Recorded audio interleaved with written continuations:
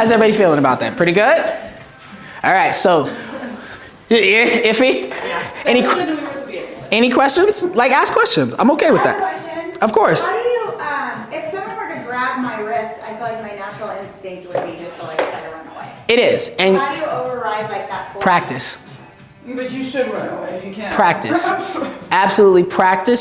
This is one of the things that I was going to talk about at the end of class is that when we practice these things, it's great to know in the seminar.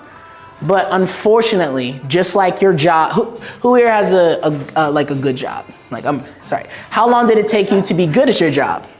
10 years. 10 years, right? Or whatever amount of time it was. So I tell people all the time, something like self-defense takes even more practice.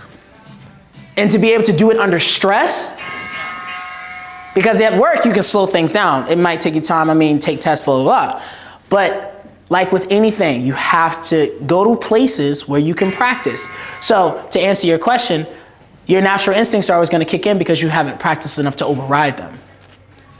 You understand? So I always implore women or anybody to take a martial arts class at least once a week, be that Jiu-Jitsu or Muay Thai or wrestling or something that will keep you coming back and getting you working in that aspect of, okay, I'm in this is a really shitty situation, but I can't spaz out for an hour. You're locked in having to figure out a way to defend yourself. That is the only way.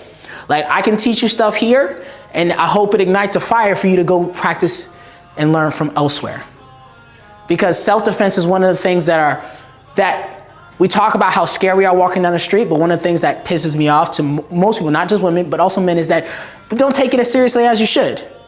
Because it's not important until it is.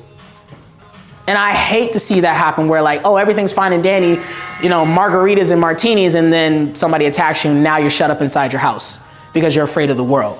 Whereas if you had just taken it a little bit more seriously, made an hour, it's less than 1% of your week, an hour to go to a martial arts class of some kind and just be uncomfortable with people that you can trust for an hour. It will prepare you vastly more so. 86% of women who practice self-defense have, my apologies. Women who practice self-defense of some kind have an 86% higher chance of getting out of a violent situation than women who don't. I don't know about you, it may not be 90, it may not be 100, but if somebody was like, hey, if this parachute is 86%, this one is like 30, which one are you jumping out the plane with? So, everyone, please make sure that, you have fun here, you learn some things, but I would always implore that you find a place to train. This is where you gotta push past your limits. If you don't, then your path ends here.